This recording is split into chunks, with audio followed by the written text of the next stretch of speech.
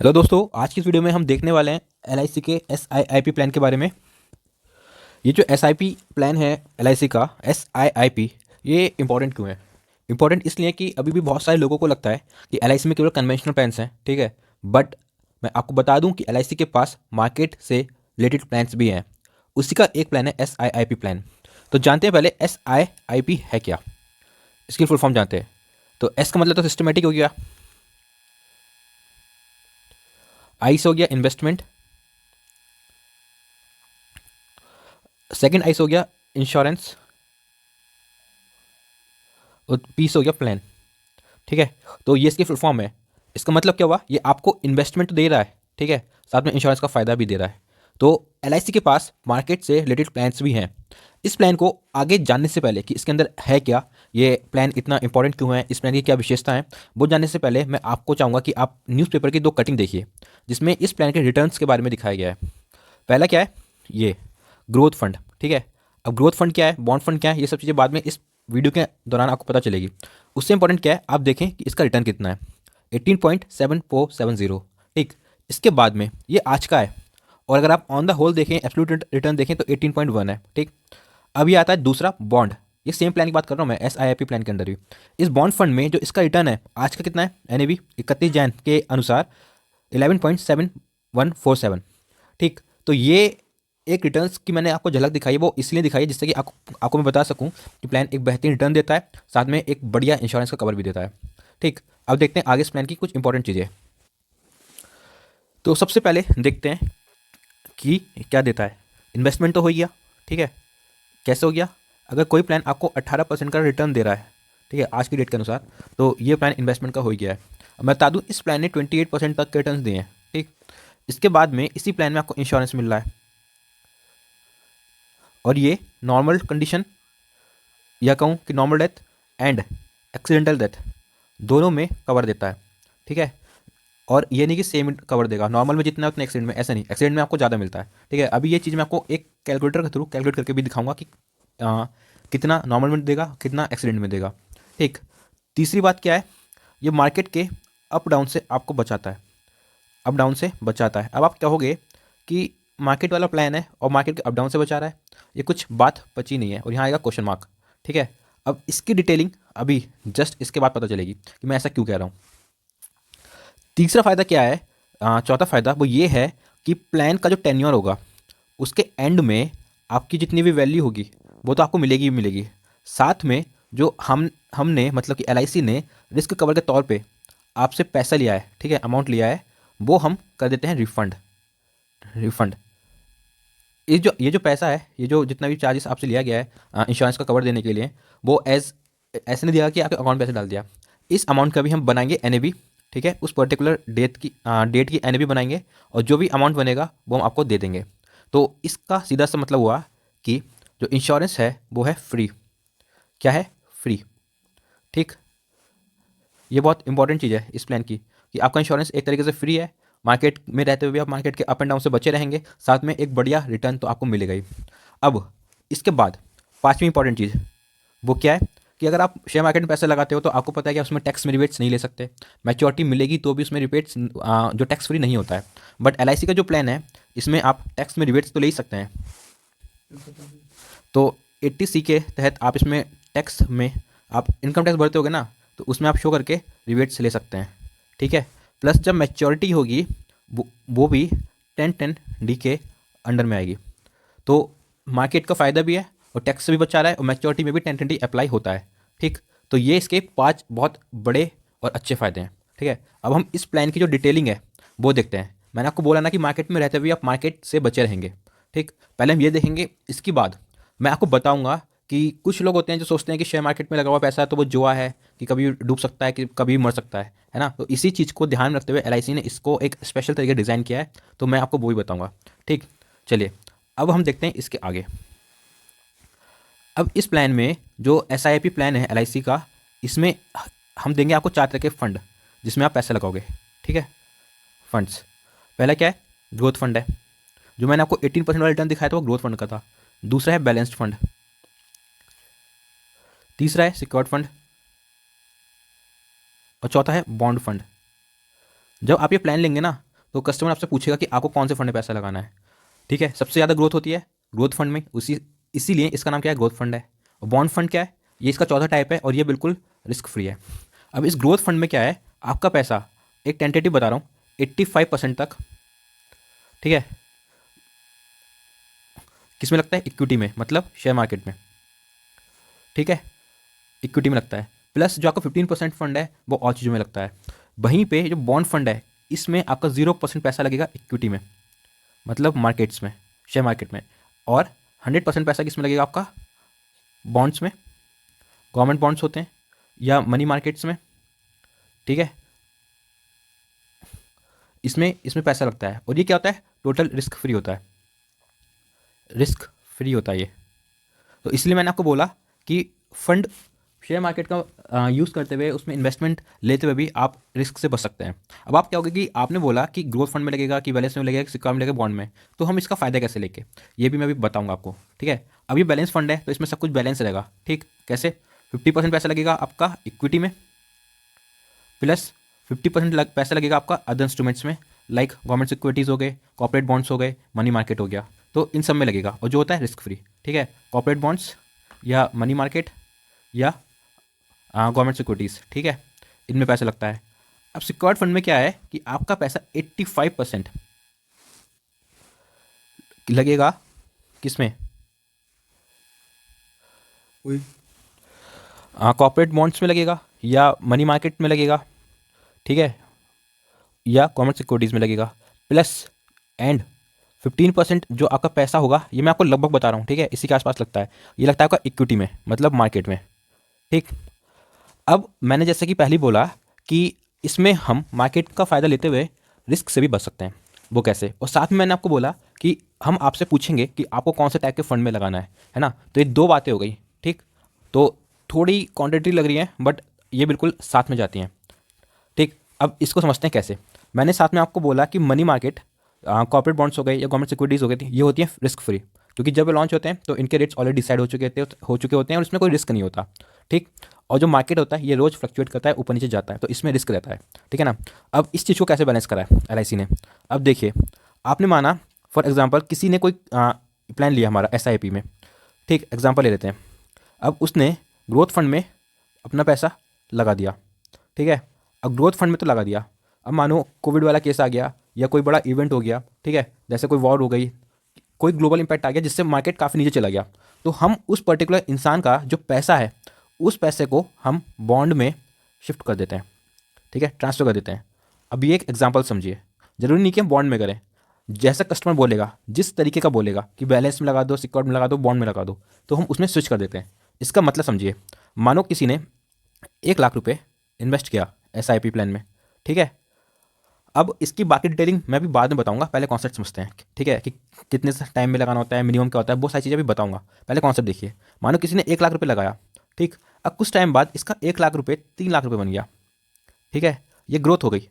अब मानो कोई इवेंट हो गया इस 3 लाख पे, अब ये पैसा जो है मार्केट वाला ये नीचे आना स्टार्ट हो गया। कोविड में हुआ था ना कि मार्केट एकदम नीचे आ गया था, तो हम उस पर्टिकुलर मोमेंट पे क्या करते हैं, ये सारा का सारा फंड किस में कर देते हैं, ट्रांसफर कर देते हैं, किस में, बॉन्ड फंड में।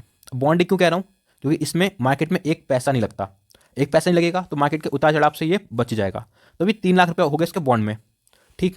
तो अभी 3 लाख जब बॉन्ड में हो गए तो अभी बॉन्ड के ग्रोथ से जो रिटर्न होगा ना, जैसे अभी मैंने ऊपर आपको दिखाया कि 11% के आसपास का रिटर्न है, ठीक है, तो इस 11% से ये ग्रो करेगा, ठीक है, ग्रो करेगा मतलब बढ़ेगा 11% के रिटर्न से। अब मानो 6 महीने बाद, 1 साल बाद वापस से ये क्या होने लगा कि मार्केट ग्रो करने लगा, ठीक है। अब एक एग्जांपल के तौर पे ऐसी 3 लाख कुछ वैल्यू लिख देता हूँ, 11% कैलकुलेट करके नहीं लिख रहा हूँ, कौन से समझ रहे हैं बस इसीलिए। अब मानो कि एक पर्टिकुलर टाइम के बाद में ये 3 लाख जो है ये 3.8 लाख या मानो 4 लाख ले लो, आसान पड़ेगा, ये बन गया 4 लाख रुपये हो गया, ठीक है। और इस टाइम में क्या है, मार्केट में फ्लक्चुएशन है, क्या है, फ्लक्चुएशन है। अब इस टाइम पे मार्केट क्या कर रहा है, ग्रो कर रहा है, तो हम वापस से इस पैसे को 4 लाख को किस में ट्रांसफर कर देंगे, ग्रोथ फंड में, किस में, ग्रोथ फंड में। अब जब भी मार्केट वापस उछलता है, रिबाउंस करता है, ठीक है, तो एक अलग ही गति से भागता है, ठीक है, बहुत अच्छे रिटर्न्स देता है। तो अब इस 4 लाख पे आपको रिटर्न्स मिलेंगे ग्रोथ मार्केट वाले, ठीक है, ज़्यादा बड़े या ज़्यादा कम नहीं, केवल चलो 18% के ले लेते हैं, ठीक है।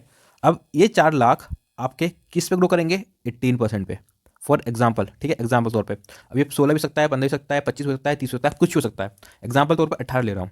तो इस तरीके से आपका पैसा क्या है, मार्केट में लगा, अप डाउन हुए मार्केट में, तो हमने बॉन्ड में ट्रांसफर कर दिया, बॉन्ड में ट्रांसफर करने के बाद मार्केट से कोई लेना देना नहीं है। अब वो पैसा जो बॉन्ड का ग्रोथ होगा उस हिसाब से बढ़ेगा, और जब मार्केट ऊपर उठेगा तो वापस इस पैसे को हम किस में स्विच कर देंगे, ग्रोथ फंड में, ठीक है। तो इसलिए मैंने बोला कि मार्केट के आप फायदे तो लोगे, बट गवर्नमेंट के बॉन्ड्स के या कॉर्पोरेट बॉन्ड्स के या मनी मार्केट्स के, इसके आप रिस्क फ्री फायदे भी लोगे।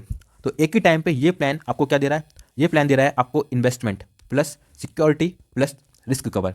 तो ये एक बहुत शानदार प्लान है, ठीक है। अब हम चलते हैं इसके बेसिक कैलकुलेशंस में कि कितना क्या मिलेगा, किस एज पे ले सकते हैं, कितना वो सब कुछ है, ठीक है। तो हम खोल लेते हैं अपना कैलकुलेटर।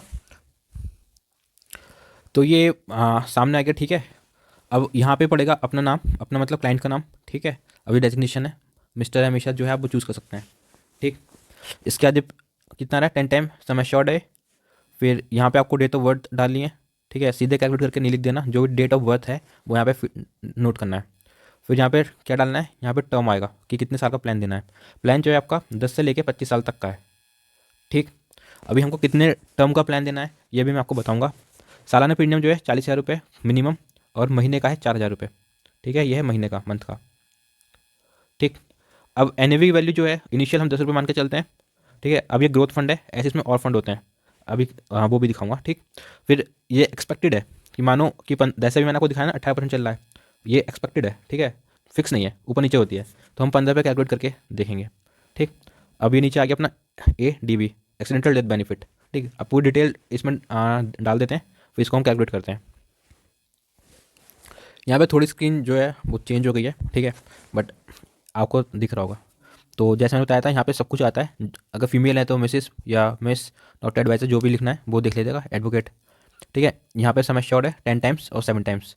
जो ज़्यादा उम्र वाले होते हैं उनको 7 टाइम्स देते हैं, और जो कम उम्र के होते हैं उनको देते हैं 10 टाइम, ठीक है। अब 10 टाइम पे ऑलरेडी सिलेक्टेड है, इसलिए आपको एज यहाँ पे देखिए मैक्सिमम 54 दिख रहा होगा। अब मैं इसको 7 कर दूंगा ना तो ये 54 से स्टार्ट ही होगा, ठीक। तो 55 साल से लेकर 65 साल के लोग को हम दे सकते हैं, ठीक है। तो हम जो कैलकुलेट करेंगे फिलहाल वो हम कब करेंगे, एक 30 साल की उम्र पे कैलकुलेट करेंगे, ठीक। तो नाम अपने डाल देता हूँ, ठीक है। तो मैं हूँ विनीत चौहान, LIC में विकास अधिकारी, ठीक। डेट ऑफ बर्थ डाल देते हैं रैंडम, मानो 28/11/1995। अब इसके हिसाब से एज कितने आ गए, 28 ईयर्स, ठीक है। अब देखो सेलेक्ट टर्म्स में क्या है, ये डालती है, ये हाईलाइट हो गया। अब ये 10 से लेके 25 तक पूरा शो करेगा, ठीक है। कितना आ रहा है, 10 से लेके 11 से लेके 25 तक, ठीक। अभी मैंने बोला था कि मैं आपको बताऊंगा कि हमें कितने टाइम का प्लान देना है और ये क्यों इंपॉर्टेंट है, ठीक है। 10 से 25 आ गया, तो फिलहाल हम 25 के लिए कैलकुलेट करेंगे, ठीक। फिर इसके बाद में आप ये देखिए ईयरली पेमेंट करने का ऑप्शन, ईयरली में 40,000 है, हाफ ईयरली में 22,000 है, मंथली में 4,000 है, क्वार्टरली में 12,000 है। हमको कौन सा लेना चाहिए, अगर आप हाफ ईयरली ले सकते हो तो लेना चाहिए कि नहीं, ईयरली ले सकते हो तो लेना चाहिए कि नहीं, मंथली ले सकते हो तो मंथली तो मिनिमम है, ठीक है। तो कौन सा लेना चाहिए ये भी बताऊंगा। दो बातें हो गई कि कितने टर्म का लेना है, कितने साल का लेना है, और कौन सा मोड लेना है पेमेंट का, ठीक है। अब ये तो 10 रुपये की NAV हम मान के चलते हैं, ठीक। फिर इसके अलावा अभी आ गया सेलेक्ट यूलिप फंड, तो ग्रोथ आ गया, बैलेंस आ गया, सिक्योर्ड आ गया, बॉन्ड आ गया, हम ग्रोथ लेके चलते हैं, ठीक। ठीक है, अब ये एक्सपेक्टेड NAV कितनी है, 15% है, 18% नहीं लेते क्योंकि हम लेके चलते हैं कि जितना आमतौर पे आता है। आपका हो तो मैं इसको 13 भी कर देता हूँ, ठीक है। जो नॉर्मल ब्लू चिप्स कंपनी होती है वो कितना 12, 13, 14% रिटर्न देती हैं, तो हम 13 लेके चल सकते हैं कि 15 ले सकते हैं, ठीक है, 15 ले लेते हैं। फिर इस पर आप क्लिक कर रहने दीजिए, एक्सीडेंटल डेथ कवरेज देगा, ठीक। अब सीधे हम करते हैं इसको कैलकुलेट, तो यहाँ डाल देते हैं 40,000 रुपये, ठीक है, मिनिमम लेके चल रहा हूँ। कैलकुलेट करेंगे तो पूरा टेबल आपके सामने आ जाएगा। तो वो कैलकुलेशन देखने से पहले मैं आपको दो बातें बता देता हूँ जो मैंने बोला था। पहला कि कितने टाइम का लेना है टर्म, ठीक है, 10 साल से लेके 25 ईयर्स तक का हमारे पास ऑप्शन है, ठीक। देखो अब इसमें क्या है कि मानो किसी ने प्लान लिया, ठीक, कितने साल का, 10 साल का, और उसी टाइम पे कोई इवेंट हो गया, मेजर इवेंट लाइक कोविड हो गया, ठीक है, कोविड आ गया। अब मानो कि कोविड का इम्पैक्ट शुरू हुआ, मार्केट नीचे आना शुरू हो गया, वो तभी पे उसके मैच्योरिटी हो रही है, तो उसको नुकसान होगा नहीं होगा, आपका तो बिल्कुल सीधी सी बात है। और वहीं पे अगर वो 6 महीना या 1 साल या 1.5 साल रुक जाता, तो आप सबको जो हल्का ही मार्केट ट्रेस करते हैं ट्रैक करते हैं उनको पता है कि मार्केट बहुत तेज़ी से उठा था, तो अगर वो थोड़ा सा रुक जाता, ठीक है, पैसे की ज़रूरत होती तो इस पर तो लोन मिल ही जाता है ना, पर रुक जाता तो उसका रिटर्न बहुत ज़्यादा होता। ठीक, तो इसीलिए 10 का ना देके हमेशा 1-2 साल ऊपर रखे। अगर किसी को 10 साल का चाहिए तो 12 साल का दो, किसी को 13 साल का चाहिए तो 15 का दो, किसी को 21 चाहिए तो उसको सीधे 25 का ही रिकमेंड करो। ठीक है, क्योंकि 21 के बाद तो जो भी केस आएगा वो उसके एडवांटेज है। ठीक है, अब जो भी है एक आध साल 2 साल के आसपास बढ़ा के रखो, अब ज़्यादा भी नहीं बढ़ा देना कि 10 का दिया 25 का दे दिया। ठीक है, ऐसा भी नहीं करना। क्यों? क्योंकि मैंने आपको बोला था कि जब मैच्योरिटी होगी, जब प्लान खत्म होगा, तो उसका क्या मिलेगा उसको, उसका जो पैसा कटा होगा ना रिस्क कवर का, मोर्टेलिटी चार्जेस जो होते हैं वो हम वापस करते हैं। ठीक है, रिटर्न कर देते हैं। अब मैंने इसलिए वापस बोला ना कि 10 का चाहिए 25 का दे दिया। अब मानो उसको 10 चाहिए तो उसने कुछ कैलकुलेट करा होगा कि मुझे इस टाइम पैसे जरूरत है, कितने महीने रुक सकता है या 1 साल रुक सकता है। अब वो रुक तो 1 साल सकता है, बट आपने दे दिया प्लान उसको 25 साल का, तो अब 25 साल का दिया है वो तुड़वाएगा बीच में, तो उसको जो है ये वापस नहीं होगा। ठीक है, उसको क्या मिलेगा? सरेंडर वैल्यू मिलेगी, जितना उसका मार्केट में पैसा बनेगा वो मिलेगा। ठीक, इसलिए 1 आध 2 साल तक आप बढ़ा सकते हैं, क्योंकि इतना कस्टमर भी कई बार रुक जाता है और जरूरत पड़ती है पैसे की तो लोन ले सकता है। ठीक, तो ये चीज़ें हैं। ठीक है, अब दूसरी बात क्या थी कि मैंने बोला था कि सालाना देना चाहिए ज़्यादा अच्छा है कि महीने के महीने देना चाहिए। देखो ईयरली पेमेंट में क्या होता है, आप 4,000 रुपये पकड़ के चलो महीने का, 4,000 के हिसाब से 12 चौक 48,000 रुपये हो गया, 840,000 महीने का, 4,000 पकड़ के चलो। ठीक है, अब आपने एक पर्टिकुलर डेट को, मतलब मानो आज 2 फरवरी 2024 है, अब आपने 48,000 रुपये डाल दिए, तो आपकी जो एनएवी बनेगी, ठीक है, जो आपका इन्वेस्ट होगा पैसा वो कितना होगा? 48,000 रुपये। ठीक है, अब इस पे हर दिन ग्रोथ होगी, या अगर मार्केट कभी नीचे आएगा तो नीचे आएगा, तो टोटल पैसे पे ग्रोथ होगी, है ना। तो 1 साल बाद तो आपकी जो ग्रोथ होगी वो टोटल 48,000 रुपये पे होगी पहले दिन से। वहीं पे अगर आप 4,000 रुपये महीना लेते हैं, ठीक है, तो पहले महीने में इस 4,000 रुपये पे ग्रोथ होगी, फिर सेकंड मंथ में आप फिर 4,000 रुपये इन्वेस्ट करते हो, तो दूसरे महीने से इस 8,000 रुपये पे ग्रोथ होगी।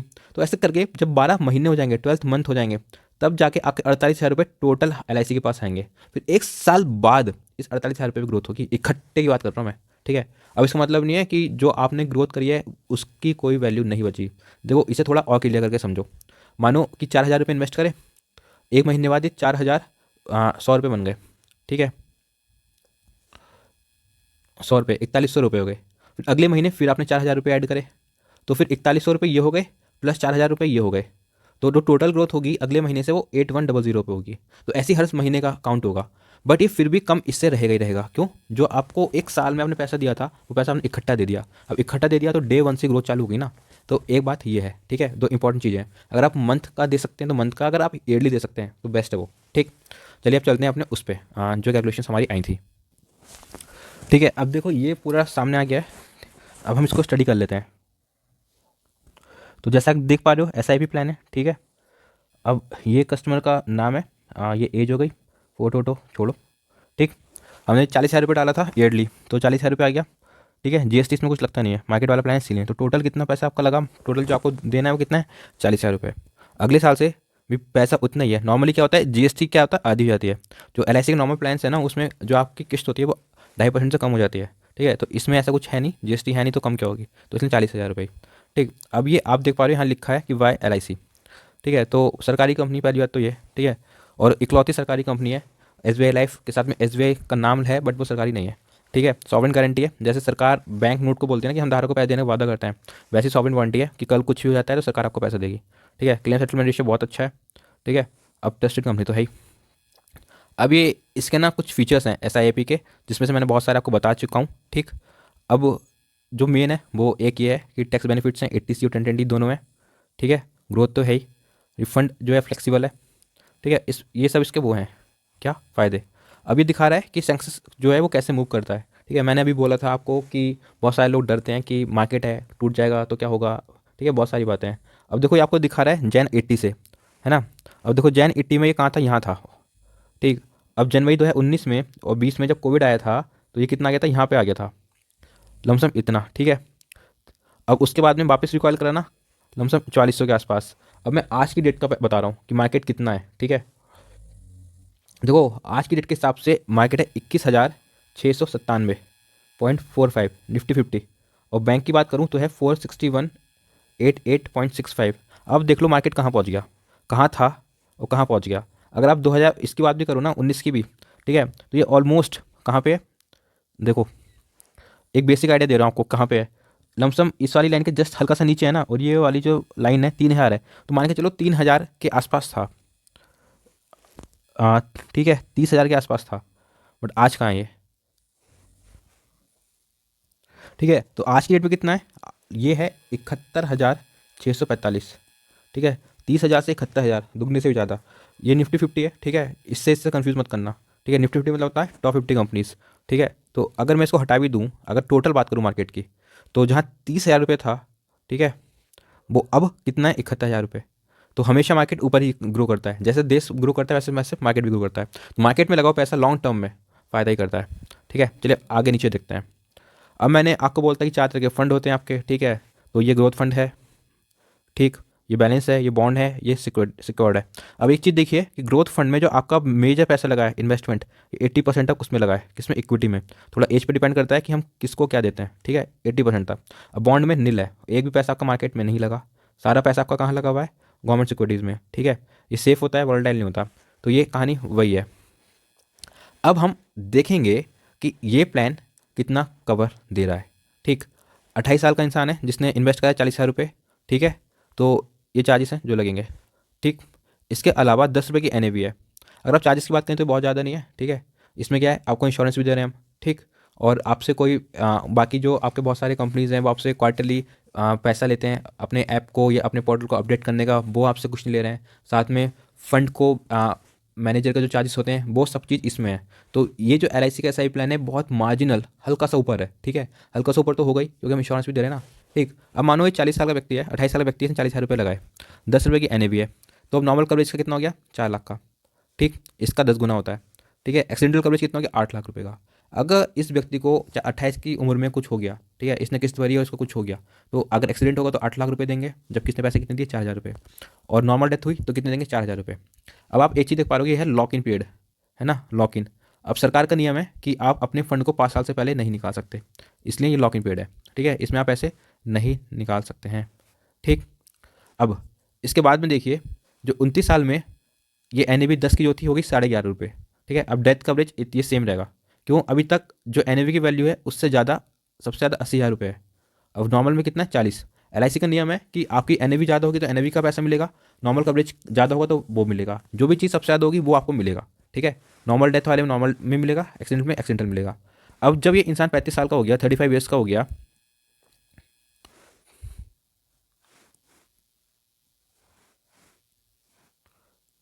ठीक है, अब मानो ये इंसान 35 साल का हो गया, ठीक है, अब चार्जेस देख रहे हो आप, हर साल कम होते चले गए, 3600 से लेकर 1200 रह गया है। ठीक, अब 26.5, 26.66 की एन हो गई 10 से। अब नॉर्मल कवरेज कितना हो गया उसका, 51, 62, ठीक है, और एक्सीडेंटल कितना हो गया, इतना हो गया, 9,16,279 रुपये। और एन की वैल्यू कितनी हो गई, ये हो गई कैश वैल्यू। ठीक है, अब ऐसे आप देखोगे ना तो ये 52वें साल में, 25वें साल हो जाएगा तो इतनी वैल्यू हो गई, इतना पैसा उसको मिलना है। ठीक, अब जैसे मैंने बोला था कि जो भी ज़्यादा होगा वो मिलेगा। अब देखिए यहाँ पे 81 ज़्यादा हो गया ना 4 लाख से, तो इसलिए ये 81 मिल रहा है। ठीक है, अब यहाँ पे आप देखो 28 है, यहाँ भी 28 है, इसमें तो आपको 4 लाख रुपये ऐड होकर मिलेंगे एक्सीडेंटल में, हमेशा नॉर्मल से। ठीक, अब यहाँ 13 है, यहाँ भी 13 है, क्यों, क्योंकि ये ज़्यादा हो गई ना।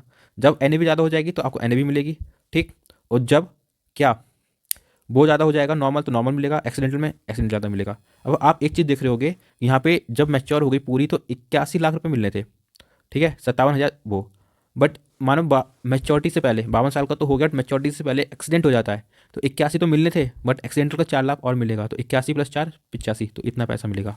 तो इस तरीके से आप देख सकते हो कि आपकी एज पे आपको कितना पैसा मिलेगा। ठीक है, अब मानो किसी को 25 साल का प्लान है, उससे पहले तो जरूरत पड़ गई तो विड्रॉ कर सकता है प्लान, मानो 42 में जरूरत पड़ गई तो अपना पैसा निकाल ले, और इस पैसा निकालने के बदले एल आपसे एक भी पैसा नहीं लेगी, तो आपको इतना पैसा मिल जाएगा।